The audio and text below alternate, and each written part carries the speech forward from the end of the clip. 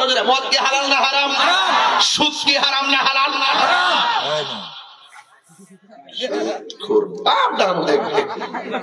সুদ বাইর করবো, মদ খাইতা সুদ খাইতা মসুদের সভাপতি, হ্যাঁ বাইর কিলোমিটার সব আছে। তাহিরের চিনছো তো? তাহিরের দরে না, দললে হাতের মধ্যে কিসের বোতল? হাতের মধ্যে কিসের বোতল? ঘরের বাইরে না ঘরের ভিতরে? দরজা, জানালা, মানুষ, রাতের অন্ধকার বোতলটা হাতের মধ্যে নিয়ে কেউ যখন আমার দেখে না, মন মতন খাইয়া লই, মুখের মধ্যে যেই মাত্র মদটা ঢালতে গেছে, হঠাৎ করে তার ভিতরের মধ্যে একটা চিপ মারছে। হাইরে পৃথিবী, আমার কেউ দেখে না, আমাকে তো একজন দেখতেছে, সবাই ফাঁকি দিল, আমি আল্লাহরে ফাঁকি দিব কেমনে? আমি মদ খাইতাম না, মদের বোতলটারে ডিল মাইরা ফালাইয়া দিছে। আল্লাহু আকবার বলে চিৎকার মাইরা মদ খানা বন্ধ। এটার নামই হলো তাকওয়া। জোরে কোন সুবহানাল্লাহ। আল্লাহর হাবিব বলেন, হাসরের ময়দান যেদিন কায়েম হবে, মানুষ নফসি নফসি বলে কাঁদবে গো। সেই দিন মানুষ নিজের ঘামে নিজেরা সাঁতার কাটবে, কোন আপনজন কাউকে সুপারিশ করবে না। আমার নবী, আপনার নবী বলেন, সেই দিন আমার আল্লাহ 7 প্রকারের মানুষকে আমার আল্লাহ আরশের নিচে ছায়া দিবেন। এর মধ্যে 1 নম্বর হলো যাদের সামনে গুনার সুযোগ আছে কিন্তু গুনাহ করে নাই, আল্লাহর ডরে গুনাহ ছাইরা দিয়া মুত্তাকির খাতায় নাম উঠাইয়া দিছে, এদেরকে আমার আল্লাহ আরশে আজিমের নিচে ছায়া দান করবে। যেমন যেমন গুনার সুযোগ আছে, মোবাইলে একটা মেয়েকে মেসেজ করলেন, মেয়েটাকে আসসালামু আলাইকুম বললেন, মেয়েটা ওয়ালাইকুম সালাম বলল, বললেন কেমন আছেন? মেয়েটা বলল আলহামদুলিল্লাহ ভালো আছি। আপনি কে বলছেন? আমার তার পরিচয় দিল। কোথায় থেকে বলছেন? পরিচয় দিল। প্রথম দিন এমন ভাবে চলে গেল, 2 দিন পরে আবার মেসেজ করলো, কি ব্যাপার, আপনি কি আমাকে ভুলে গিয়েছেন? মেয়েটা বলল যে না, আমি ব্যস্ত।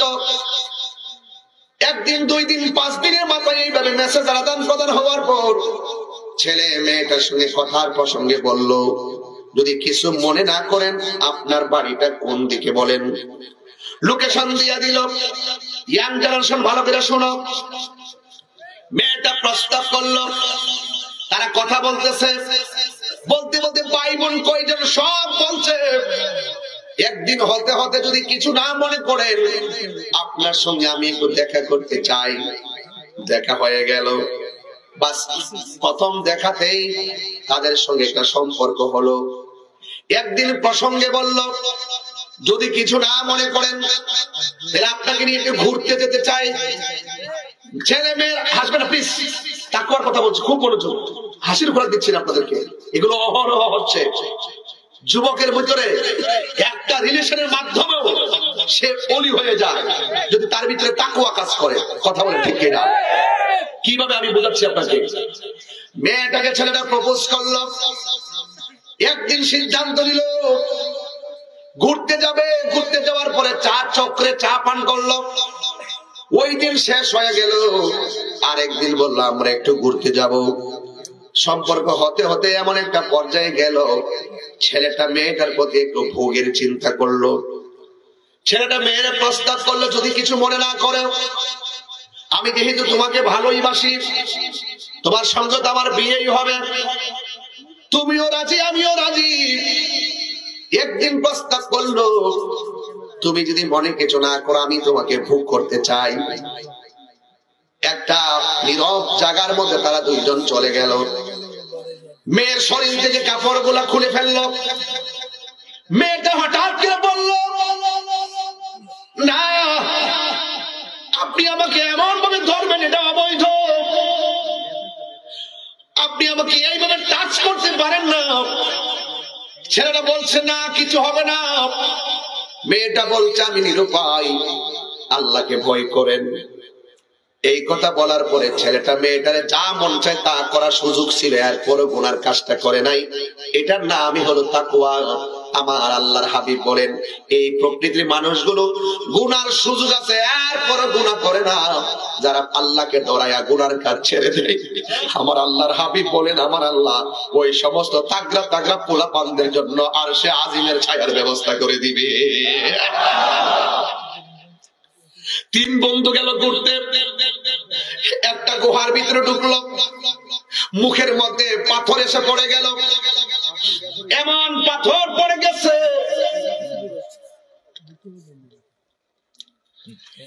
ভিতর দিকে বলবে আমাকে বাঁচাও, শুনে না। তিন বন্ধু আটকা পড়ে গেছে।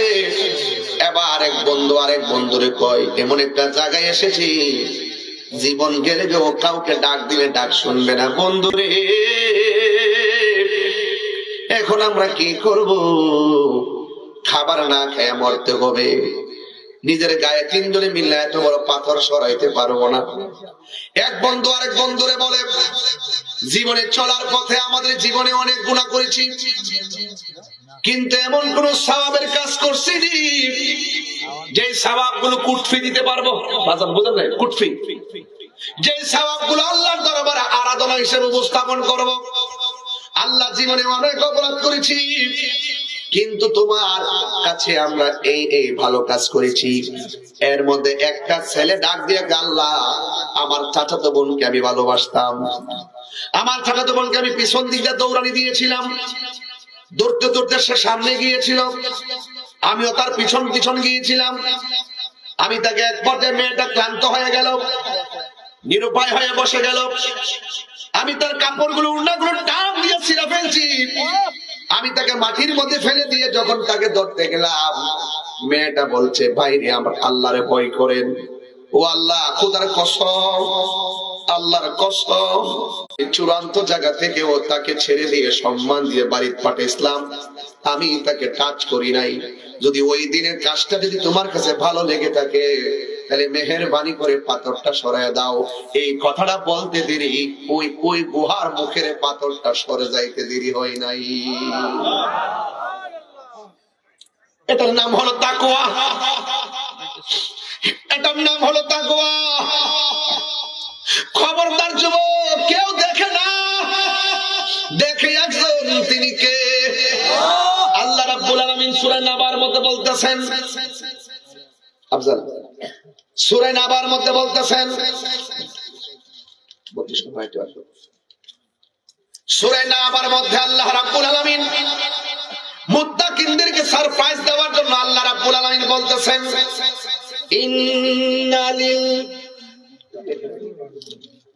ইন্নালিল মুত্তাকিনা মাফাসান হাদাইকা ওয়া আ'নাবা ওয়া কাওয়াইবা আতরাবা।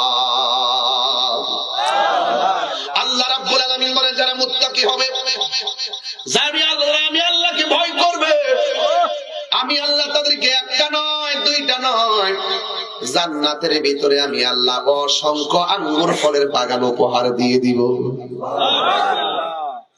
এক একটা আঙ্গুর ফল পৃথিবীর সমান। সুবহানাল্লাহ। এই জন্য আল্লাহ রাব্বুল আলামিন কোরআনের মধ্যে বলেছেন, ওয়া তাআওয়ানু আলাল বিররি ওয়াত তাকওয়া। যারা নেক কাজ করবে, যারা মুত্তাকি হবে, আল্লাহকে ভয় করবে, এদেরকে তোমরা সহযোগিতা করো। আর ওয়ালা তাআওয়ানু আলাল ইসমি ওয়াল উদওয়ান, যারা সীমা লঙ্ঘন করবে, যারা গুনার কাজ করবে, তাদেরকে কোনোদিন সহযোগিতা করা যাবে না। বন্ধুগণ, আমি যে ওয়াজে আসি, তোমরা আমাকে ভালোবাসো, তোমরা যারা বসো আমি তোমাদেরকে ভালোবাসি। এই যে ভালোবাসাবাসি আর পাশাপাশি, এর মাঝে কিছু হাসাহাসি, চলে এসেছি বলে অনেক কাছাকাছি। জান্নাতের মধ্যে দেখা দেখি হতে পারে কি পারে না? আর যারা বলে পারে কি পারে না? এটার কারণ কি? আমি ভালো কথা বলি, তাই আপনারা আমাকে সহযোগিতা করেন।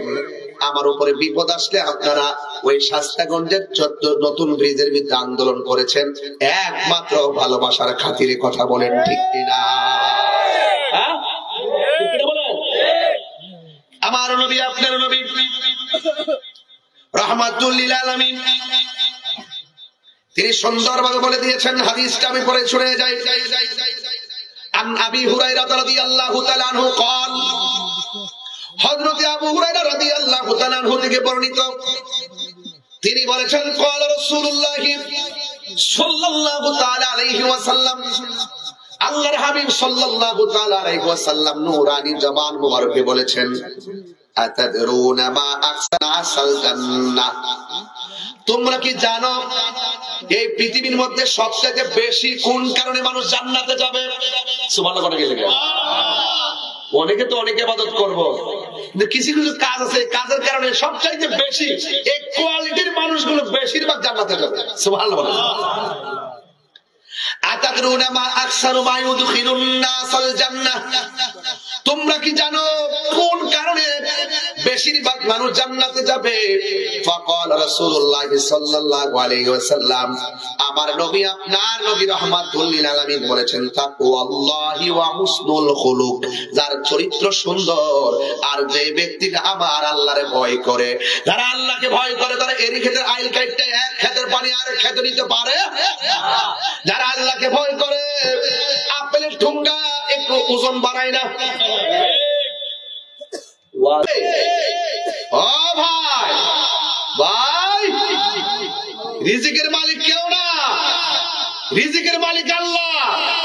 আপনি ভাবতেছেন ঠুঙ্গা নিচেতে লাগাইয়া 200 গ্রাম বাড়াইয়া আপেলের কেজি বাঁচবে দিয়া 200 গ্রাম কম দিয়া ভাবছেন যে ব্যবসাটা করে নিছে। আপনি যতই ব্যবসা করেন, যতই কারবারি করেন, এতগুলো ব্যবসা করলো আল্লাহ যদি বরকত না দেয় তাইলে কোনোদিন বরকত পাবেন না। দুধের মধ্যে পানি মিশা, এটার নাম তাকওয়া। সে বলবে আমি দুধে পানি মিশালে মানুষ ধরতে পারবে না, কিন্তু আমার আল্লাহ তো দেখতেছে। আমার আল্লাহ গরুর দুধ চৌধুরী বলে 1 কেজি দিলে 1 কেজি বেশ, এটার মধ্যে 10 টাকার বরকত আছে। আসেনি বাজার, আসেনিও, খুব সাবধান। তাইলে চরিত্র সুন্দর হইতে হবে। যারা সৎ চরিত্রবান এবং যারা আল্লাহকে ভয় করে, এই দুইটা কোয়ালিটির মানুষ সবচাইতে বেশি জান্নাতে যাবে। সুবহানাল্লাহ, সবচাইতে বেশি জান্নাতে যাবে। এরপর আর রাসূল বলেন, আতাদরুনা মা আকসারু মা ইউদখিলুন নাসান নার, তোমরা কি জানো কোন দুইটি কোয়ালিটির কারণে মানুষ বেশিরভাগ জাহান্নামের মধ্যে যাবে? ফাকাল রাসূলুল্লাহ সাল্লাল্লাহু তাআলা আলাইহি ওয়াসাল্লাম, আমার নবী আপনার নবীর নূরানি জবান মোবারকে বলেছেন, আল ফামু ওয়াল ফারজুন, যার জবান ঠিক নাই, যার লজ্জাস্থান ঠিক নাই, এই প্রকৃতির মানুষগুলো বেশি বেশি জাহান্নামের মধ্যে যাবে। এই জবান দিয়ে নবীর বিরুদ্ধে কথা বলা যাবে না, ওলি আল্লাহর বিরুদ্ধে কথা বলা যাবে না, এই জবান দিয়ে মিথ্যা কথা বলা যাবে না, এই জবান দিয়ে গীবত করা যাবে না। এই জন্য যাদের জবান ঠিক নাই এরা বেশিরভাগ জাহান্নামের মধ্যে যাবে। সুন্নিরা যাই করুক না করো, সুন্নিদের জবান ঠিক আছে না নাই? সুন্নিরা মুনাফিকি করে না, এই মুনাফিক আমাদের সমাজে আছে না নাই? ইমাম আহমদ ইবনে হাম্বল রাহমাতুল্লাহ আলাইহি, ওনার এত খোদা, উনি বলতেছেন আমি রুটি খেতে চাই, রুটি রুটি। ওনার ছেলে পাশের ঘর থেকে গিয়ে খামির আনলেন, আন্না সুন্দর করে রুটি বানাইলেন। এরপরে আহমদ ইবনে হাম্বলকে রুটি খাওয়াইতে দিলেন। আহমদ ইবনে হাম্বল বললেন, কি ব্যাপার, ঘরে তো খামির নাই, তুমি কোথায় থেকে খামির আনছো? আন্না রুটি বানাইছো, আমারে দিছো। তখন সে বলতেছে যে পাশের ঘর থেকে আনছি। তুমি যে পাশের ঘর থেকে খামির আনছো, এই লোকটা তো কাজীগিরি করে। কাজী মানে বিচারক, সে তো সমাজের ধ্যান দরবার করে। ধ্যান দরবার যারা করে এরা 90% মিছা কথা বলে। দেখছেন কই ধরছে?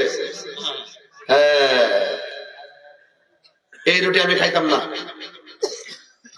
এই রুটি আমি খাইতাম না, এই রুটি আমি খাবো না। তো রুটি কি করতাম, ঘরে দরজা রেখে দাও, ভিক্ষুক আসলে ভিক্ষুকরে বলবা আমি ছেলে 4-5টা চালায়, 4-5টা চালা। উনি ওনার মেসেঞ্জারের ভিতরে কারে কি মেসেজ করছে বন্ধু বান্ধব না জানুক, একজন জানে, তিনি কে? ওইটা চিন্তা করে যদি মেসেজটা সাবধানে লেখো, এটার নামই তাকওয়া।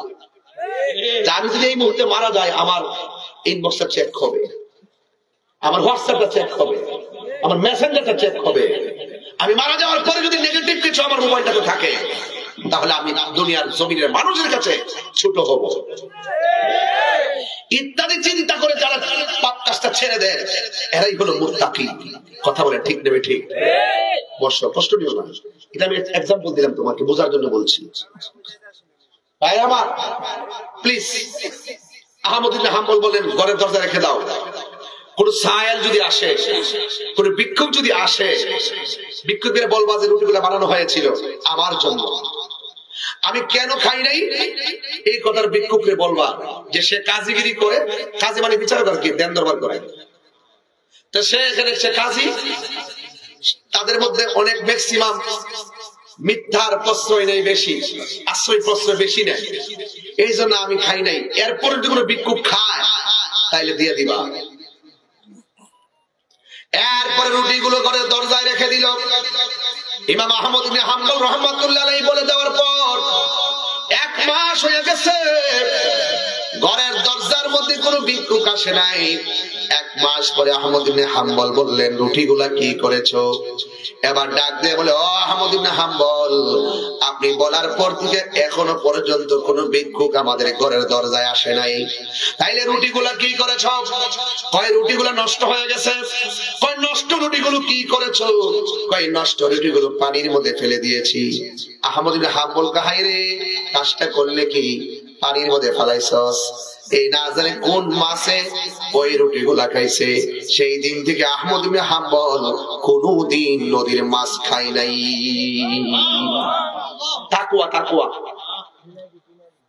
হযরত আবু বকর সিদ্দিক রাদিয়াল্লাহু তাআলা আনহুর আন্ডারে একজন গোলাম ছিল। গোলাম, এই গোলাম প্রতিদিন যা রুজি রোজগার করত কিছু অংশ সিদ্দিক আকবরকে দিতেন। একদিন তিনি সুন্দর করে ভুনা গোশতের একটা তরকারি হযরতে আবু বকর সিদ্দিক রাদিয়াল্লাহু তাআলা আনহুর কাছে দিলেন। দেওয়ার পরে তিনি সুন্দর করে খাবারটা খেয়ে ফেললেন। ওই গোলাম ডাক দিয়ে বলে, আবু বকর, যতদিন আপনাকে টাকা দেই, যতদিন আপনাকে অংশ দিই, ততদিন আপনি আমাকে জিজ্ঞাসা করেন আমি কোথায় থেকে এনেছি। আজকে আপনার জন্য খাবার এনেছি, অথচ আপনি আমারে জিজ্ঞেস করেন নাই।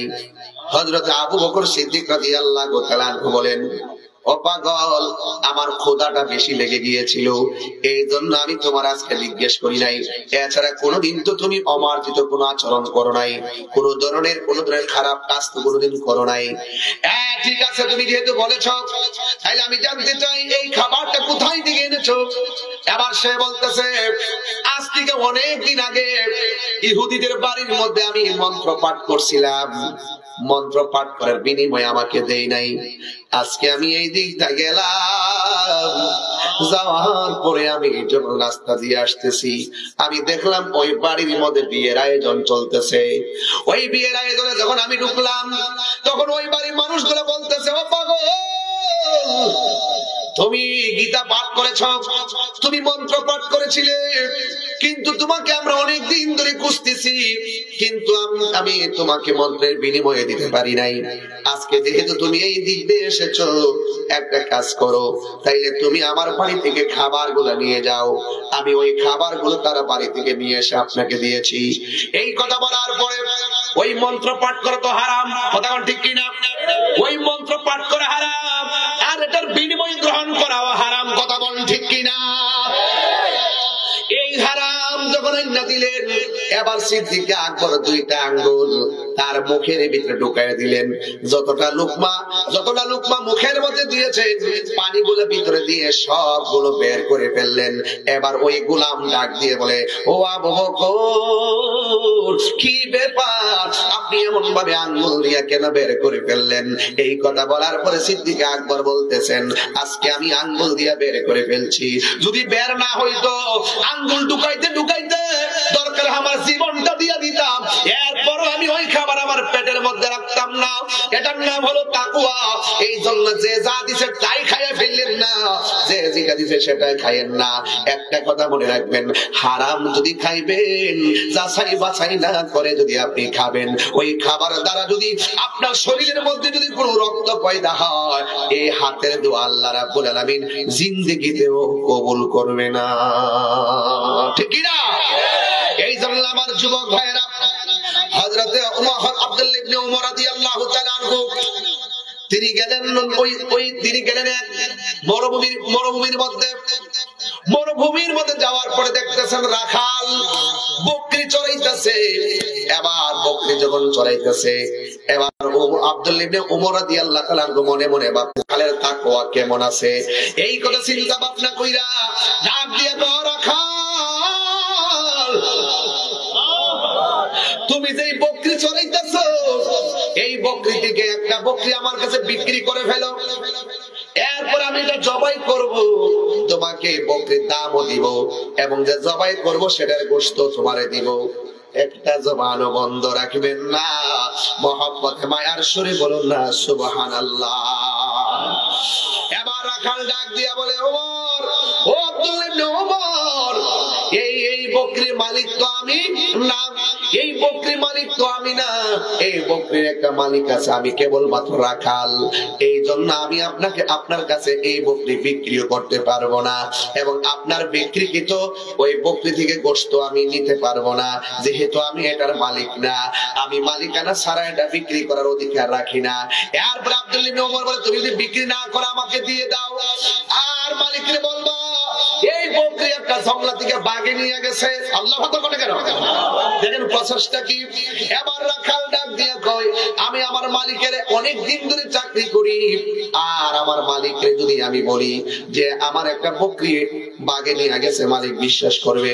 একটা নয়, দুইটা নয়, তিনটা নয়, চারটা নয়, এই শত শত বকরি পাল থেকে যদি 10টা বকরিও যদি বাগে লইয়া যায়, আমি যদি মালিককে বলি, আমার মালিকে বিশ্বাস করবে।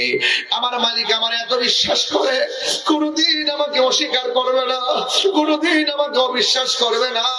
কিন্তু আব্দুল্লাহ ইবনে উমর, আপনি যে বললেন মালিকরে বলার জন্য যে একটা বকরি বাগে নিয়ে গেছে, আমি আমার মালিকরে বোঝাইতে পারবো, কিন্তু আমার আল্লাহরে আমি কেমন করে বোঝাবো?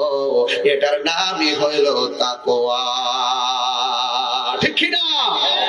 এই জন্য পুকুরের মধ্যে জাল ফলায় মাছ মারা যাবে, আর যেটা যাবে রাস্তা দিয়ে যাচ্ছেন, কাহার বড়ই গাছ থেকে বড়ই খাওয়া যাবে, আপনি বলে বলে খাবেন, খবরদার মুনাফিকি করবেন না, জবানের হেফাজত লাগাবেন না। এবার আমার নবী, আপনার নবীর সাহাবী হযরত ওমর রাদিয়াল্লাহু তাআলা আনহু, তিনি এমন সাহাবী ছিলেন যিনি দেখেন রাতের বেলা ঘুইরা ঘুইরা, আমার দেশের অনেক মানুষ তো আছে ক্ষমতা পাইলে শ্রমিকের খবর নেয় না, দেখবেন তারা কি খাইতেছে কি করতেছে কোনো খবর নেয় না। কিন্তু ওমর রাদিয়াল্লাহু তাআলা খলিফাতুল মুসলিমিন, আমিরুল মুমিনিন, তিনি এমন খলিফা ছিলেন, তিনি রাতের বেলা ঘুইরা ঘুইরা যদি কোনো ঘরের মধ্যে যদি কান্নার আওয়াজ শুনতেন, বাইতুল মাল থেকে আটা নিয়ে ঘরের মধ্যে খাবার পৌঁছাইয়া দিতেন। কথা বলেন ঠিক না? এই ওমর রাদিয়াল্লাহু তাআলা একদিন বললেন, খবরদার মদ পান করা যাবে না। এই কথা বলার পরে মদ গুলা জমিনের মধ্যে এমন ভাবে ফেলে দিল, একেবারে খালের মতন, সব আষাঢ় মাসের বৃষ্টির মতন মদ গুলা ভাসতে শুরু করলো। ছোট ছোট খাল আছে ভরে গেছে, ছোট ছোট নাল আছে ভরে গেছে, কারণ ওদের প্রধান খাদ্য ছিল মদ। কথা ঠিক নেই? আরবে কিও বাজান, এই যে খেজুর দিয়া কিভাবে যে সিস্টেম করে বানাইতো ওরা, একেবারে খুব বড় বড় বড়, এটা কি কইছে আমরা এলাকাতে হয় মটকা, আর না গাবলা কি করে মুটকি, মুটকি একটু না আরেকটা ওই যে একটু মোটা, মানে ইয়ার যে মাটির পাতিলের মতন বড় আর কি, এটার ভিতরে বিভিন্ন গুড়, এখন কিন্তু গুড় পাওয়া যায়, ওই যে খেজুরের গুড় না কি যে, এখন মটকা পাওয়া যায় ওই যে এই আমরা এই যে খের দিয়ে মুটকা ডাক্কে রাখে, এমন মুটা একটু ভারী আছে, আমার একটা সহজ না। এগুলোর মধ্যে মদ রাখতো। যেই মাত্র উমর বলছে মদ পান করা হারাম, আল্লাহ হারাম করছে, ওই দিন থেকে বলছে কেউ যদি মদ পান করো আমি উমরের তলোয়ার থেকে কেউ বাঁচতে পারবে না, এই কথা ঘোষণা করে দিছে। এবার সব কি করছে, সবাই মদ ঘর থেকে বাইরে ফিরা রাস্তার মধ্যে এমন ভাবে মদ ফালাইছে, ছোট ছোট খাল গুলো বৃষ্টির ভারীর মতন বইরে গেছে, এমন মদ ফালাইছে। কিন্তু একটা আছে ঘরের মধ্যে আসি মদ, কিন্তু ফালাই দিছে। দেওয়ার পর রাত্রেবেলা এমন মদ খাওয়ার জ্বালা উৎসু, কিছু লোক আছে না আমরা এলাকার মধ্যে এক মুরব্বী বুঝুনি, এমন ভাবে কাশতে কাশতে আমার কাছে আইছে। পরে আমি তো দেখতেছি যে বাজান ওই যে বিড়িটা আছে না, অর্ধেকটা খাইয়া আবার নিমে রাখছে, আবার দুপুর বেলা আবার অর্ধেকটা লাগায় আবার করে ফুটে গেছে গেলে এটা আবার ও করে গোড়ার মতো লয়ে ঘরে আইনা এমনি কাশতাছে। ওপরে শেষ পর্যায়ে বিড়ি ডাকিস বিড়িটা আর কি কাশতা বাজান কি শুনতে খারাপ বাজান দোয়া করে একটু কাশটা বেশি আর শ্বাসটা গুলাই কেমন আছে না বাজান। আমি বাজান দোয়া করবো, দোয়ার আগে একটা দাওয়া করে দেবো বাজান, আপনি লিকুল্লি দাইন দাওয়া, প্রত্যেক রোগের ওষুধ আছে, দোয়া তো করবো, দাওয়াটা করে আপনি একটা কাজ করে বাজান। আপনি যেমনি ওই মানুষটা চোখের পানি ফেলে কান্না শুরু করলো। ওমর জিজ্ঞেস করে আমি তো তোমাকে মদ পান করতে নিষেধ করেছি, লাবান তথা দুধ পান করতে আমি নিষেধ করি নাই, তুমি কেন এমন ভাবে কেন চোখের পানি ফেলে কান্না শুরু করছো? এবার ওই পাগলটা ডাক দিয়ে কি ওমর মদ কিংবা দুধ এই জন্য কান্দি না, একটা মাত্র কারণে কাঁদতেছি, গাফুরুর রহিম নাম তোমার আল্লাহ, ও আল্লাহ, ও আল্লাহ গাফুরুর রহিম।